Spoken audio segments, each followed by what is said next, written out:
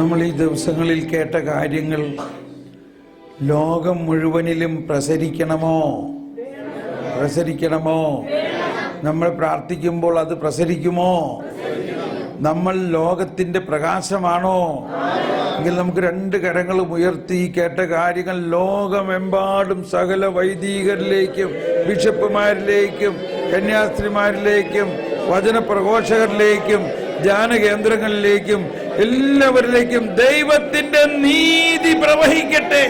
ദൈവത്തിന്റെ ജ്ഞാനം ലോകം മുഴുവനും നിറയട്ടെ.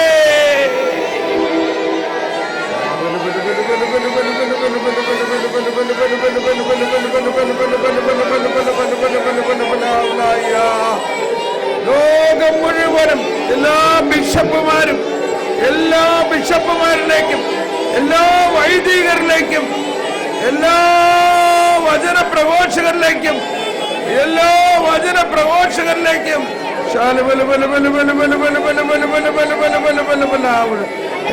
ധ്യാന കേന്ദ്രങ്ങളിലേക്കും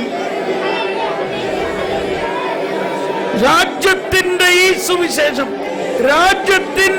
സുവിശേഷം ലോകം മുഴുവൻ പ്രഘോഷിക്കപ്പെടും. രാജ്യത്തിന്റെ സുവിശേഷം, ദൈവരാജ്യത്തിന്റെ സുവിശേഷം, ദൈവരാജ്യത്തിന്റെ നീതി, ദൈവരാജ്യത്തിന്റെ കരുണയുടെ സുവിശേഷം.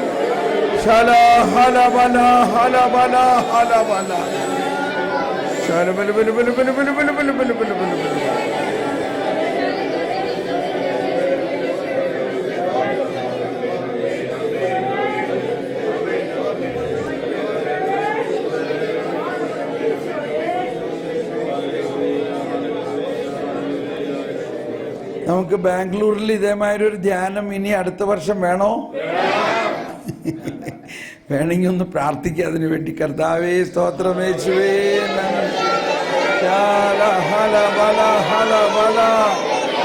പരിശുദ്ധാത്മാവേ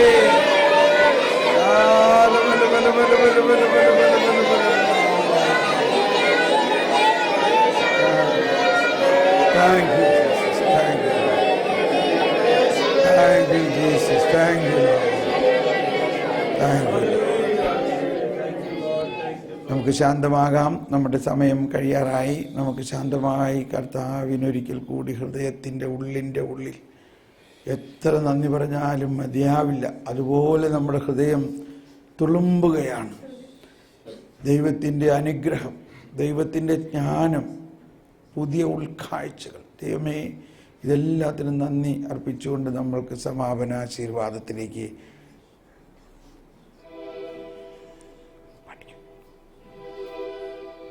സ്വർഗത്തിൽ നിന്നാഗതമാം ജീവൻ നൽകുമഴപ്പം നീ മർത്യനുമുക്തി പകർന്നരുളും നിത്യമഹോന്നതമപ്പം നീ നിത്യമഹോന്നതമപ്പം നീ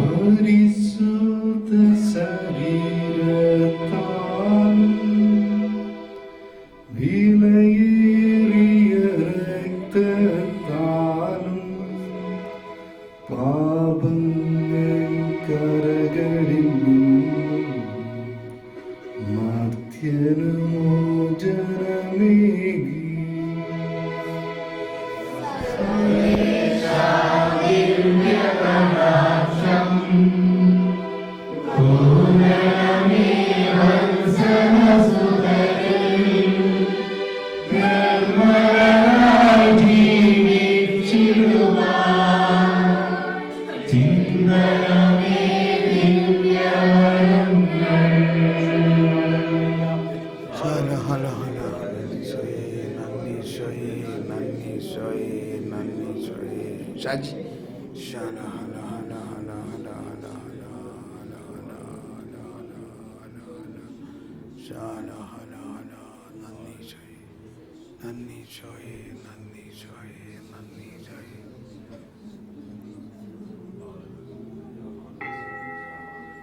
പരിശുദ്ധ പരമദിവ്യകാരുണ്യത്തിന്, പരിശുദ്ധ പരമദിവ്യകാരുണ്യത്തിന്,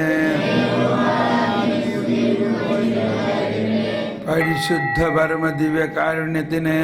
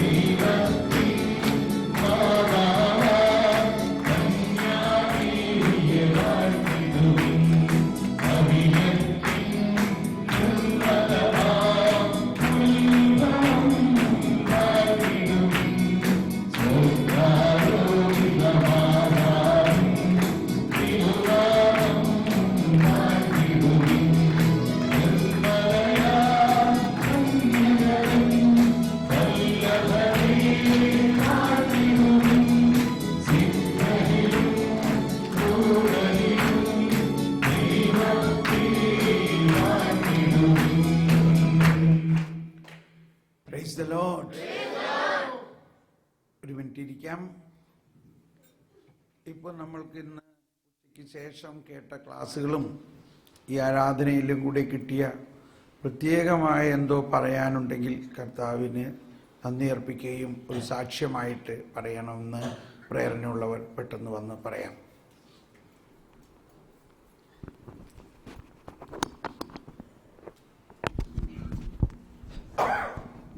പ്രസ്തലം, എൻ്റെ പേര് റാണി. ഇന്ന് സാറ് ഉച്ചയ്ക്ക് സാക്ഷ്യം പറയാൻ വിളിച്ചപ്പോൾ ഞാൻ പോയില്ല. കാരണം ഞാൻ രാവിലെ കാപ്പോട് കഴിഞ്ഞിട്ട് പുറത്തുകൂടെ നടന്ന് ഒരു 4 പൂ പറിച്ചു. ഒരു 4 പൂ പറിച്ചു കൊണ്ടുവന്ന് ഇവിടെ വന്ന് ഉണ്ണീശോയുടെ കയ്യിൽ കൊടുത്ത് ഒരു പൂ കൊടുത്തിട്ട് ഞാൻ പറഞ്ഞു ഇത് ഞാനാണ്. രണ്ടാമതൊരു പൂ കൊടുത്തിട്ട് പറഞ്ഞു ഇതെൻ്റെ മോനാണ്. മൂന്നാമതൊരു പൂ കൊടുത്തിട്ട് പറഞ്ഞു ഇതെൻ്റെ മോളാണ്. 4ാമത്തെ പൂ ഈശോയുടെ കാൽപാദത്തിൽ വെച്ചു. ഈശോയെ ഞങ്ങൾ 3 പേരാണ് ഇത് എന്ന് പറഞ്ഞിട്ട് കാപ്പുടിയൊക്കെ കഴിഞ്ഞ് പിന്നെ ശുശ്രൂഷയ്ക്ക് പോയി വചന പ്രഭാഷണം നടക്കുന്ന സമയത്ത് അനുഗ്രഹിക്കുന്ന ഈശോയുടെ തൊട്ടടുത്ത് ഉണ്ണീശോ കിരീടം വച്ച് നിൽക്കുന്നതായിട്ട് ഞാൻ കണ്ടു. അതൊരു സാക്ഷ്യമാണ്. അത് കഴിഞ്ഞ് കുർബാനയ്ക്ക് വന്നപ്പോൾ ഞാൻ ഈശോയോട് പറഞ്ഞു, ഈശോയെ അങ്ങയുടെ ആണിപ്പാടുള്ള കരം എൻ്റെ ശിരസിൽ വെച്ച് എന്നെ അനുഗ്രഹിക്കണം എന്ന് പറഞ്ഞു. അപ്പോൾ എനിക്ക് അങ്ങനെ ഒരു അനുഭവം കിട്ടിയില്ല. ഞാൻ അങ്ങനെ ചോദിച്ചപ്പോൾ ഈശോ എനിക്ക് തന്നത് പരിശുദ്ധാത്മാവിൻ്റെ ഭയങ്കര ചൂടാണ് ശിരസിൽ എനിക്ക് അനുഭവപ്പെട്ടത്. അപ്പോൾ സാക്ഷ്യം പറയാൻ വിളിച്ചപ്പം ഞാൻ ഈശോയോട് പറഞ്ഞു, ഈശോ സാക്ഷ്യം പറയണമെന്നുണ്ട്, പക്ഷേ നിൻ്റെ ആണിപ്പാടുള്ള കരം ഞാൻ ചോദിച്ചു, അത് എൻ്റെ ശിരസിൽ വെച്ചതായിട്ട് എനിക്ക് തോന്നുന്നില്ല, തോന്നിയെങ്കിലേ ഞാൻ സാക്ഷ്യം പറയത്തുള്ളൂ എന്ന് പറഞ്ഞു. അത് കഴിഞ്ഞ് 4 മണിക്ക് ചായ കുടിക്കാൻ വരുന്ന സമയത്ത് സാറ് പറഞ്ഞു ആർക്കെങ്കിലും എന്തെങ്കിലും എന്നോട് സംസാരിക്കണമെങ്കിൽ സംസാരിക്കാമെന്ന് പറഞ്ഞു. അങ്ങനെ ഞാൻ സാറിൻ്റെ അടുത്ത് സംസാരിക്കാൻ ചെന്നപ്പോൾ സാറ് ഞാൻ പറയാതെ തന്നെ എൻ്റെ തലയിൽ കൈവച്ചു. എൻ്റെ തലയിൽ കൈവച്ചപ്പം ഞാൻ കർത്താവിനോട് പറഞ്ഞു, ഇതാ കർത്താവിൻ്റെ ആണിപ്പാടുള്ള കരം. ഞാനങ്ങനെ പറയാൻ കാരണം മനസ്സിൽ ഞാനങ്ങനെ പറഞ്ഞു. ഞാൻ പറയാൻ കാരണം അത് ശരിക്കും ഈശോയുടെ ആണിപ്പാടുള്ള കരം തന്നെയായിരുന്നു. സാറിൻ്റെ കരമല്ലായിരുന്നു. ഈശോയ്ക്ക് ഒത്തിരി ഒത്തിരി നന്ദി പറയുന്നു.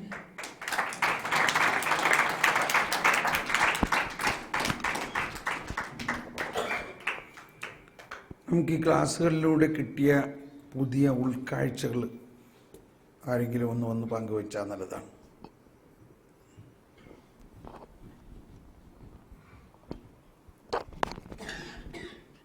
പ്രേസ്തലോ 10-20 വർഷങ്ങൾക്ക് മുമ്പ് ഞാൻ അനുഭവിച്ചിട്ടുള്ള ഒരു തെറ്റായ ബോധ്യമാണ് എനിക്കിവിടെ പറയാനുള്ളത്. അതായത് പൂർവിക ശാപം എന്നാണ്. ഫസ്റ്റ് ക്ലാസ്സിൽ തന്നെ എനിക്ക് പറയണമെന്ന്, പക്ഷേ ഒരു സംശയം. സെക്കൻഡ് ക്ലാസ്സിലും പറയണമെന്ന്, പക്ഷേ വീണ്ടും ഒരു സംശയം. അപ്പോൾ ഇന്ന് ബ്രദർ ചോദിക്കേണ്ട ഗത്സമേലെ യേശു രക്തം വീഴ്ത്തതിനെ കുറിച്ച്. അപ്പം സാധാരണ ഞാൻ ഒന്നിനും ഉത്തരം പറയാത്ത ഞാൻ തന്നെ ചാടി ഉത്തരം പറഞ്ഞ് നമ്മുടെ പാവവും നമ്മുടെ പൂർവികളുടെ പാവവും ഏറ്റെടുക്കാൻ വേണ്ടിയിട്ടാണ്. പക്ഷെ എനിക്ക് അറിഞ്ഞോണ്ട് ഞാൻ എങ്ങനെ അത് ഞാൻ തന്നെ ഇത് പറഞ്ഞെന്നുള്ളത് എനിക്ക് ഇപ്പോഴും അത് തോന്നി. കാരണം ഞാൻ എല്ലാത്തിനും പിന്നിൽ നിൽക്കുന്നത് ഞാനാണ്. കാരണം വെച്ചാൽ ഞാൻ പലയിടത്തും ഇതുപോലെ പോയിട്ടുണ്ട്. വൈദികർ തന്നെ ഇത് അങ്ങനെ പറഞ്ഞു, പൂർവികശാപം വർഷങ്ങളായിട്ട് കൊണ്ട് നടക്കുന്ന ഞാനും എൻ്റെ ചേട്ടനും അങ്ങനെ ആ ഒരു ബോധ്യം മാറ്റി തന്നെ യേശുവിനെ കൊള്ളായിക്കോളിന്ന്.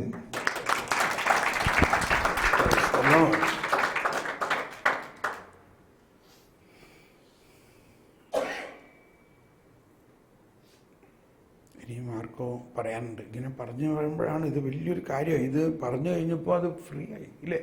അതങ്ങ് പറഞ്ഞു കഴിയുമ്പോൾ നമ്മൾ ഭയങ്കര വിശ്വാസത്തിൻ്റെ പ്രഘോഷണമാണത്. വിശ്വസിക്കുക ഒന്ന്, പക്ഷെ വിശ്വസിച്ചത് പ്രഘോഷിക്കുമ്പോഴാണ് വിശ്വാസം ഹൃദയത്തിൽ വിശ്വസിച്ച് അധരം കൊണ്ട് ഏറ്റുപറയുന്ന ഒരു ഇതാണ്. പണ്ട് ഞാനൊരു പാട്ട് എഴുതിയിട്ടാണ് അത് വെച്ചുകൊണ്ട്. ഇനി ഇപ്പം സമയമില്ല പാടാൻ. വേഗം വായു. ഇനി ആർക്കോ പറയാനുണ്ട്, ധൈര്യമായിട്ട് വായു.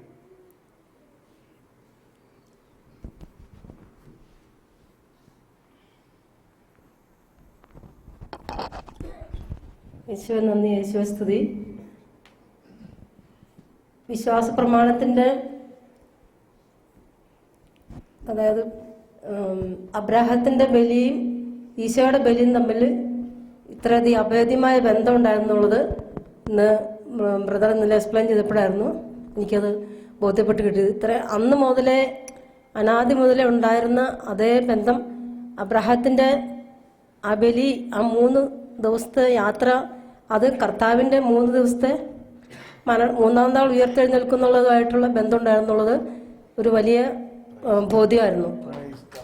പിന്നെ ദാരിദ്ര്യം, അതായത് നമുക്ക് ദാരിദ്ര്യം വരുമ്പോൾ നമ്മൾ ഒരുപാട് ഇതൊന്നും എടുത്തു മാറ്റണേന്ന് നമ്മൾ പ്രാർത്ഥിക്കും. പക്ഷെ അത് കർത്താവിൻ്റെ ആ ജനനവുമായിട്ട് ഒരുപാട് അഭേദ്യമായ ബന്ധമുണ്ടെന്നുള്ളത് എനിക്ക് ശരിക്കും തന്നെയാണ് മനസ്സിലായത്.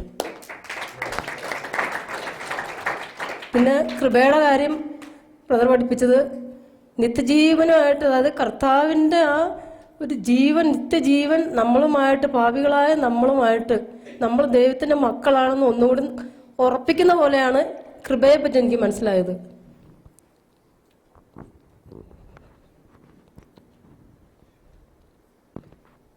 പിന്നെ ശുദ്ധീകരണ സ്ഥലത്തിലെ കാര്യങ്ങൾ പറഞ്ഞത്,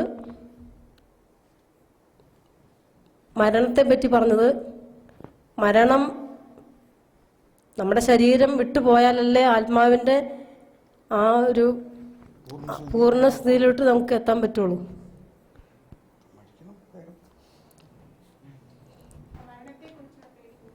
പേടി പോയി. പിന്നെ കുറേ ഉണ്ട്. പിന്നെ ഈ അമ്മച്ചി ഇവിടെ ഞാൻ മറഞ്ഞു വീണപ്പം ഞാൻ ദർശനത്തിലൂടെ കാണുകയാണ്, കർത്താവ് വൈദികന്റെ ഈ ബലിയർപ്പിക്കാൻ വരുമ്പോൾ ഇടുന്ന ഉടുപ്പിട്ടുകൊണ്ട് ഇങ്ങനെ മറഞ്ഞു വീഴുവാണ്. അപ്പം അതേസമയം കർത്താവ് എൻ്റെ സൈഡിലോട്ട് ഇങ്ങനെ ഈ അർലിക്ക എൻ്റെ സൈഡിലോട്ട് മാത്രമായിട്ട് തിരിഞ്ഞിരിക്കുകയാണ്. പിന്നെ ഞാൻ കാണുന്നത് എൻ്റെ അടുത്ത് തന്നെ ഒരു സ്തൂപം പോലത്തെ ലൈറ്റ് എൻ്റെ അടുത്ത് തന്നെ ഇങ്ങനെ നിൽക്കുന്നതായിട്ടൊക്കെ ഞാൻ കണ്ടു ദർശനത്തിൽ.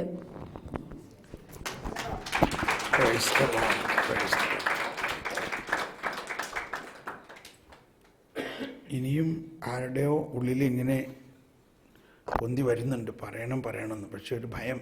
ധൈര്യപ്പെടുക. ഒരു പ്രാവശ്യം ധൈര്യപ്പെടുമ്പോൾ അങ്ങനെയാണ് കർത്താവിന് വേണ്ടി എന്തെങ്കിലും ചെയ്യാമെന്ന് പറയണത്. കർത്താവെ ധൈര്യം തരണേ എന്ന് പ്രാർത്ഥിക്കും. പരിശുദ്ധാത്മാവെ ധൈര്യം തന്നെ. ഈ പറഞ്ഞ സാക്ഷ്യങ്ങളൊക്കെ ഇത് യൂട്യൂബിലേക്കൂടെയൊക്കെ ആൾക്കാർ കേൾക്കുമ്പോൾ അവർക്ക് ഭയങ്കര വിശ്വാസം കിട്ടുകയാണ്. എല്ലാവർക്കും ഇതേമാതിരി വന്ന് ധ്യാനം കൂടാൻ പറ്റില്ല.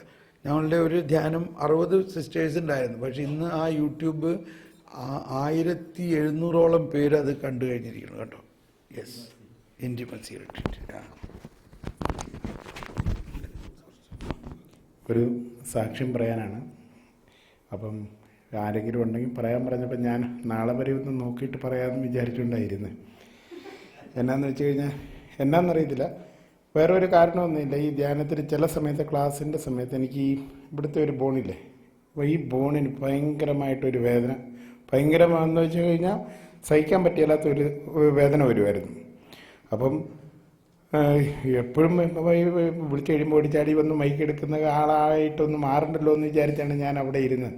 അപ്പം നാളെയും കൂടെ ഒന്ന് നോക്കിയിട്ട് നാളെ രാവിലെയും കൂടെ വേദന വന്നിട്ട് നാളെ പോകുന്ന ക്ലാസ് തീരുന്നതിന് മുമ്പ് പറയാനായിട്ടായിരുന്നു. പക്ഷേ എന്നാന്നറിയത്തില്ല, പറയണമെന്നുണ്ട്. പക്ഷേ എണീറ്റ് വരാൻ എനിക്കൊരു മടിയായിരുന്നു. അപ്പം ആദ്യം പറഞ്ഞ് ഇനി ഒരാളും കൂടെ പറയാനുണ്ടെന്ന് പറഞ്ഞപ്പോൾ അത് ഞാനായിരിക്കും നോക്കിയിരുന്നപ്പോൾ ഒരു ചേച്ചി കൊണ്ട്, അപ്പം ആ ചേച്ചി ആയിരിക്കും ഞാനല്ലായിരിക്കും വിചാരിച്ചിരുന്നു. പിന്നെയും പറഞ്ഞു ഒരാളുണ്ടെന്ന്. അന്ന് ഏതൊക്കെയാലും പറഞ്ഞേക്കാന്ന് വിചാരിച്ചു വന്ന് ഭയങ്കരമായിട്ടൊരു ഇപ്പം ആ വേദനയില്ല. എന്നാന്ന് വെച്ച് കഴിഞ്ഞാൽ ബ്രദറെ ഇങ്ങനെ സ്തുതിച്ചുകൊണ്ടൊക്കെ ഇരിക്കുമ്പോൾ ഭയങ്കരമായിട്ടൊരു ഇത് കാണുമ്പോൾ ഞാനും ഇതെന്നെ ഇങ്ങനെ കാണിക്കണത്. അപ്പം ഞാൻ ഈ വേദനയ്ക്ക് വേണ്ടി കൈ പൊക്കുമ്പോൾ ഏകദേശം ഞാൻ അതുപോലെയാവും. അപ്പം ഞാൻ അത് എന്തോ ഒരു ലിങ്കുള്ള പോലെ എനിക്ക് തോന്നിയായിരുന്നു. ഇത് ഇപ്പോൾ ഒത്തിരി ആശ്വാസമുണ്ട്. ദൈവമേ സ്തോത്രം, ദൈവമേ നന്ദി. നമുക്ക് കിട്ടുന്ന ഒരുപാട് വേദനകൾ ഈ ആണിപ്പഴുതുള്ള കൈ പോലെ ഈശോയുടെ തോളിൽ വേദന, ഈശോയുടെ പക്കിന് വേദന, ഈശോയുടെ പുറത്തടിച്ച വേദന, ഇതെല്ലാം നമുക്ക് കിട്ടണോ വേണ്ടയോ? വേണം. അപ്പോൾ ആദ്യം വേദനിക്കും, ഉടനെ ആസ്പിരിനോ അനാസിനോ ഒന്നും കഴിക്കാണ്ട് അത് കുറച്ചങ്ങ് വേദനിക്ക്. അങ്ങനെ വേദനിച്ച് കഴിയുമ്പോൾ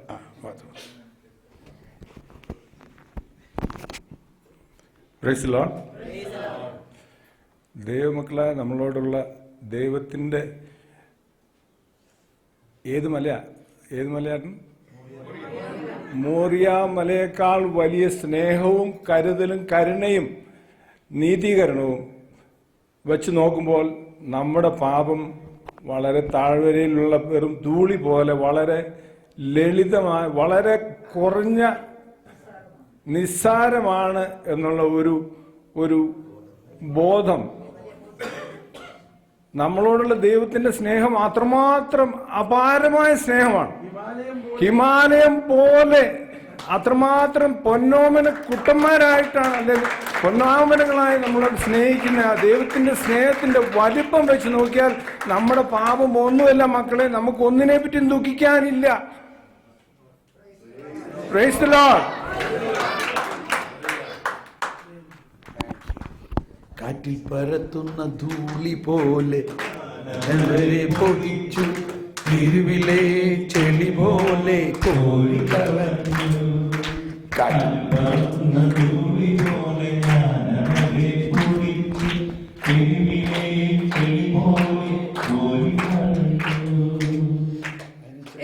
എനിക്ക് ഒരു കാര്യം പറയാനുള്ളത് വെച്ചാൽ, എൻ്റെ വീട് ഇരിട്ടിയിൽ ആനപ്പന്തി എന്ന സ്ഥലത്താണ്. പക്ഷേ ഒരു 3.5 വർഷമായിട്ട് ഞാൻ ലില്ലി ചേച്ചിയുടെ പ്രയർ മിനിസ്ട്രിയിലുണ്ടായിരുന്നു.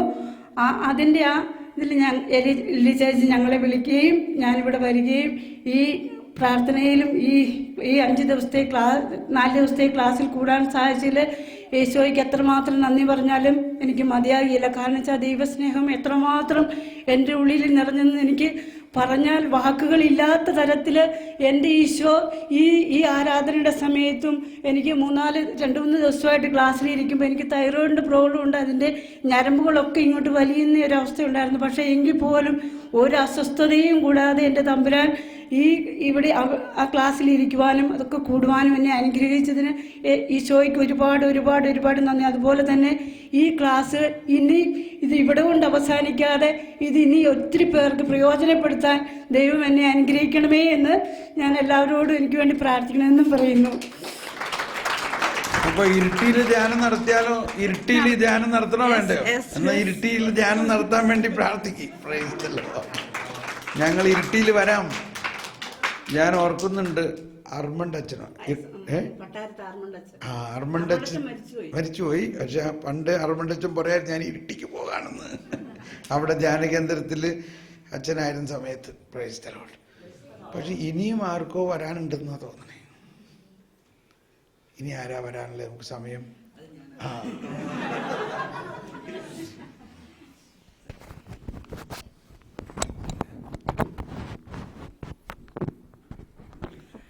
ഗോഡ് സോ ഗ്രേറ്റ് എന്ന് പറയത്തില്ലേ, അത് ഞാനാ.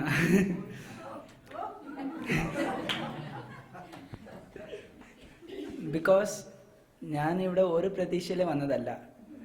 മമ്മി കുറേ ഫോഴ്സ് ചെയ്ത് വന്നതേ ഉള്ളൂ. ഇവിടെ വന്ന് വലിയ ആൾക്കാരുടെ ധ്യാനത്തിരുന്ന് ബോറടിക്കാൻ തുടങ്ങിയപ്പോൾ ഞാൻ ചെറിയ പിള്ളേരുടെ ധ്യാനത്തിലേക്ക് ഇങ്ങോട്ട് പോയി. കുറേ ആൾക്കാർ എന്നെ അങ്ങോട്ട് വിളിച്ചു. പക്ഷെ എൻ്റെ മനസ്സ് പറയുമായിരുന്നു, നീ ഇവിടെ ഇരുന്നോ, അവിടെ പോയിട്ട് ഒരു കാര്യമല്ല. പക്ഷേ അത് സത്യമാണ്. ഞാൻ ഇവിടെ പിള്ളേരുടെ ധ്യാനത്തിൽ ഇരുന്നുകൊണ്ടാണ് എനിക്ക് ഇത്ര അഭിഷേകം കിട്ടിയത്. ഇപ്പോൾ എനിക്ക് ഡിവൈനിൽ പോയിട്ട് കിട്ടിയ അനുഗ്രഹത്തിൻ്റെ കാലം 100 മടങ്ങ് അധികമായിട്ട് എനിക്ക് അനുഗ്രഹം കിട്ടി. ഇപ്പോൾ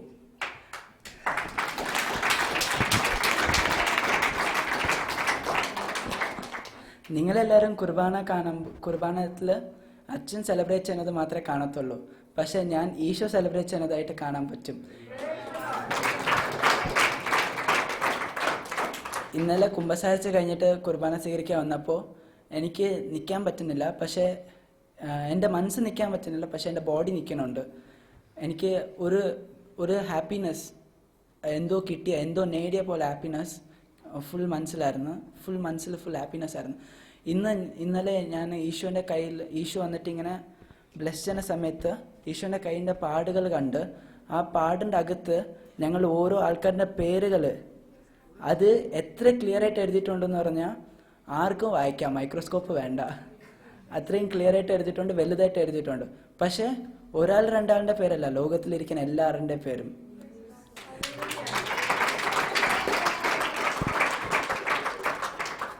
പിന്നെ ഇന്ന് ആരാധനയുടെ സമയത്ത് അച്ഛൻ ഇവിടെ എഴുന്നേറ്റ് വെച്ചിട്ട് അവിടെ സൈഡിൽ പോയി ഇരുന്ന സമയത്ത് ഞാൻ ഈശോ ഡോറിൽ നിന്ന് കുരിശൻ ചുമന്നുകൊണ്ട് വന്ന് ഈ ക്യാമറ വെച്ചേക്കുന്ന സ്ഥലത്ത് നിൽക്കുമായിരുന്നു. നിന്നിട്ട് എല്ലാവരെയും നോക്കി. പിന്നെ കണ്ടില്ല. പിന്നെ കണ്ടപ്പോൾ ഈശോ ഉയർത്തെഴുന്നേറ്റിട്ട് സ്വർഗത്തിൽ ഇരിക്കുന്നതായിട്ട് കണ്ട്. പിന്നെ കണ്ടത് ഇവിടെ വന്ന് നിൽക്കുമായിരുന്നു. നിന്ന് എല്ലാവരെയും നോക്കി ചിരിക്കാൻ തുടങ്ങി. ഞാൻ ചോദിക്കും, എൻ്റെ മനസ്സിൽ ഞാൻ ചോദിച്ചത്, യേശു എന്തിനാ ചിരിക്കണേന്ന്. അപ്പോൾ യേശു പറയുമോ, നിങ്ങളിലേക്ക് എത്ര ബ്ലെസ്ഡാ, നിങ്ങളിലേക്ക് ഞാൻ ഇവിടെ ചുമ്മാ വിളിച്ചതേ ഉള്ളൂ, നിങ്ങളെല്ലാവരും വന്നു. അത് ഞാൻ ഇനിയും കുറേ ആൾക്കാരെ വിളിക്കാറുണ്ട്. അത് ആരുടെ കൂടെ വിളിക്കണേന്ന് ഞാൻ ചോദിച്ചപ്പോൾ അത് നിങ്ങൾ ഓരോരുത്തരുടെ കൂടെ വിളിക്കും. നിങ്ങളെല്ലാവരും നിങ്ങൾ ബാക്കിയുള്ളവരുടെ അടുത്ത് പറയുമ്പോൾ അവരെല്ലാവരും തോമസ് ബ്രദറിനെ മനസ്സിൽ പരിചയപ്പെട്ട് ബ്രദറിൻ്റെ വീഡിയോസ് യൂട്യൂബിൽ നോക്കി അനുഗ്രഹം വാങ്ങിക്കും. ആ അനുഗ്രഹം കാരണം ഞാൻ അറിയപ്പെട്ട് ലോകത്തിലിരിക്കുന്ന പാവങ്ങൾ കുറഞ്ഞു വരും. അത് കുറഞ്ഞു വരുമ്പോൾ ഇനിയൊരു സൈഡിൽ കൂടിയും വരും. പക്ഷെ ആ കൂടി വരാതിരിക്കാൻ വേണ്ടി ഞങ്ങൾ എല്ലാവരും പ്രാർത്ഥിക്കണമെന്ന് പറഞ്ഞു.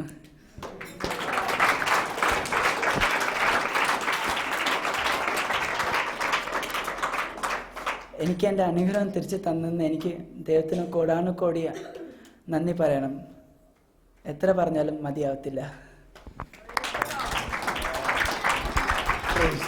ഒരു മിനിറ്റ് നമുക്ക് ഇവന് വേണ്ടി ഒന്ന് പ്രാർത്ഥിക്കാം. കർത്താവേ സ്തോത്രം. ദൈവമേ, ഈ മകനെ ഒരിക്കൽ കൂടി പുതിയ സൃഷ്ടിയാക്കി മാറ്റണേ.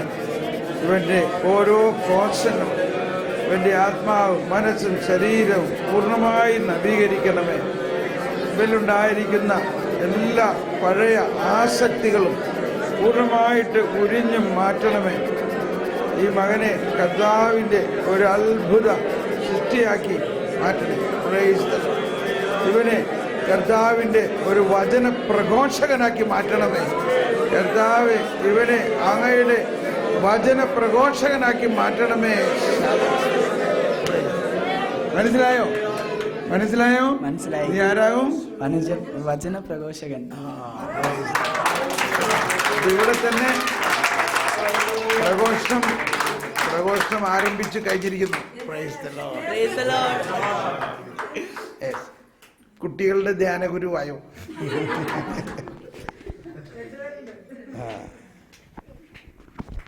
Praise the Lord. എൻ്റെ പേര് പൂജ ആണ്. എനിക്കറിയത്തില്ല ഇതെല്ലാം ദൈവ പദ്ധതിയായിരുന്നു, എനിക്കൊന്നും പറയാൻ തോന്നുന്നില്ല. ബ്രാഹ്മൺ കുടുംബത്തിൽ ജനിച്ച എന്നെ പിള്ളേരെ ധ്യാനിപ്പിക്കാൻ കർത്താവ് വിട്ടു. അത് മലയാളത്തിലായിരുന്നു. ഒരു വാക്ക് പോലും മലയാളം അറിയാത്ത പെണ്ണാണ് ഞാൻ. കന്നഡത്തിൽ ജനിച്ച് വളർന്നത് ബാംഗ്ലൂരിലാണ്. അച്ഛനമ്മയ്ക്ക് ബ്രാഹ്മിൻസാണ്. പക്ഷെ ഇത്ര നല്ലപോലെ മലയാളം പഠിപ്പിച്ചതും പിന്നെ ഒരുപാട് അത്ഭുതങ്ങൾ നടക്കുന്നുണ്ടായിരുന്നു നമ്മുടെ കുട്ടികളുടെ ധ്യാനത്തിൽ. കുട്ടികൾ കളിക്കണം എന്ന് പറഞ്ഞുകൊണ്ടിരുന്നു. പക്ഷെ ഞാൻ അവരെ ഇരുത്തിയിട്ട് വചനം പ്രസംഗിച്ചുകൊണ്ടിരുന്നു. എങ്ങനെ പ്രസംഗിക്കുമെന്ന് അറിയത്തില്ല. വചനമൊന്നും വായിച്ചിട്ടില്ല. ഇവിടെ വരുമ്പോൾ ഭയങ്കര തടസ്സമാണ് വചനം വായിക്കാൻ. പിന്നെ ഭയങ്കര മടിയാണ്. അങ്ങനെയായിട്ട് വചനം വായിക്കുന്നില്ലായിരുന്നു. പിന്നെ പ്രിപ്പയർ ഒന്നും ചെയ്തിട്ടില്ല. അങ്ങനെ വരും, അങ്ങനെ ക്ലാസ് എടുക്കും. ഇങ്ങനെയായിരുന്നു. സ്തുതിപ്പ് ക്രൂശിൽ കണ്ടു ഞാനെന്ന് പറയുന്ന സമയത്തിൽ കുട്ടികൾക്ക് ഭയങ്കര വിഷനായിരുന്നു. ഓരോരുത്തരും ഇങ്ങനെ ക്രൂശിൽ കിടക്കുന്ന ഈശോ അപ്പത്തിൽ നിന്ന് ഇങ്ങനെ ഒരു കുട്ടിക്ക് തിരുവോസ്തിയിൽ ഇങ്ങനെ ഈശോ blood was using from the head of Jesus. അതാണ് അവിടെ കാണുന്നത്. തിരുവോസ്തിയിൽ നിന്ന് ഇങ്ങനെ ദിവ്യകാരുണ്യം പുറത്തു വരുന്നു. ഈശോ എല്ലാവരെയും തുടർന്ന് ഭയങ്കര വിഷൻ എന്ന് പറഞ്ഞാൽ ഓരോ പ്രാവശ്യം സ്തുതി നടത്തുമ്പോൾ അത്രയ്ക്കും വിഷൻസാണ്, അത്രയ്ക്കും മെസ്സേജസ് ആയിരുന്നു. ഞാൻ പോലും അറിയാത്തത് എനിക്കൊന്നും മനസ്സിലാവുന്നില്ല. പെട്ടെന്ന് എൻ്റെ ഗിഫ്റ്റ് ഓഫ് മെസ്സേജസ് ഉണ്ടായിരുന്നു. പക്ഷെ ഇത്രയ്ക്കും ഷാർപ്പാക്കി തന്നു. വിഷനൊന്നും കാണുന്നില്ലായിരുന്നു. എനിക്ക് എൻ്റെ ക്ലാസ് എല്ലാം പോയതിൻ്റെ ഒരു ചെറിയൊരു വിഷമമായിരുന്നു. പക്ഷെ അതിനേക്കാളും 10 ഇരട്ടി കർത്താവ് തരുമെന്നുള്ള ഒരു വലിയൊരു ഹോപ്പും ഒരു വിശ്വാസം എനിക്കുണ്ട്. കാരണം ഇത്രത്തോളം എന്നെ നയിച്ച ഈശോ ഇനിയും നയിക്കും, ഇനിയും നടത്തും. പിന്നെ ഇവിടെ ഈശോ എല്ലാവർക്കും അനുഗ്രഹിച്ചിട്ടുണ്ട്. എല്ലാ കുട്ടികളും ഒരു വിഷൻ കാണാത്ത ഒരു കുട്ടിയില്ല. ആ ചെറിയ പിള്ളേർ പോലും വിഷൻ കണ്ടിട്ടുണ്ട്.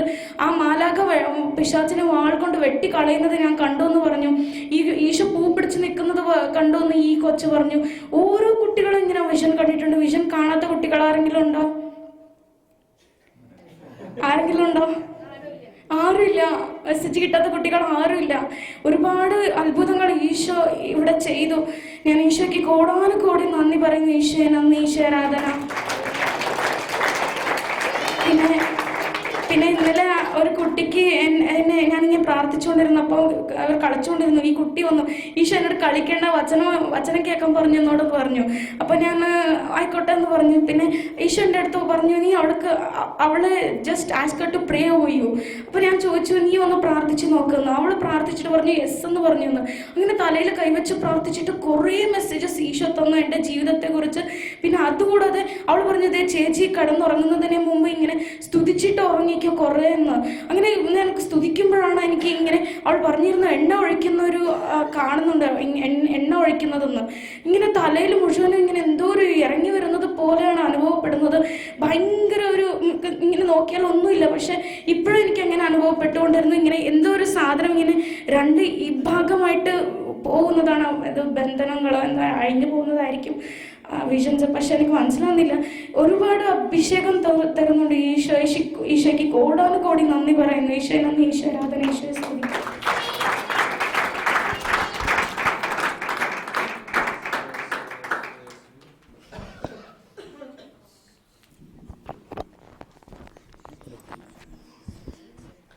Praise the Lord.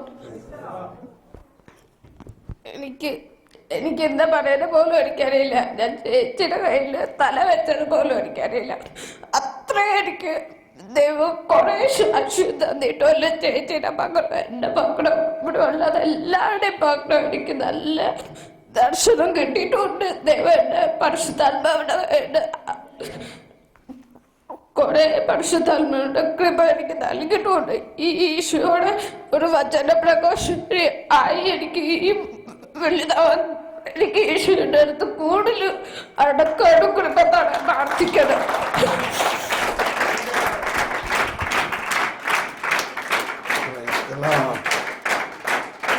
Praise the Lord. നമുക്കിതിനെല്ലാം ഒരിക്കൽ കൂടി ഒന്ന് നന്ദി പറഞ്ഞ് നന്ദി പറയാം. കർത്താവേ നന്ദി, നന്ദി, നന്ദി, നന്ദി, നന്ദി. യേശുവേ നന്ദി. കർത്താവേ അനേകം അനുഗ്രഹങ്ങൾക്ക് നന്ദി പറയുന്നു. Praise the Lord. ഇനി നമ്മൾ മൗനമായിട്ട് തന്നെ ഇന്ന് ധ്യാനം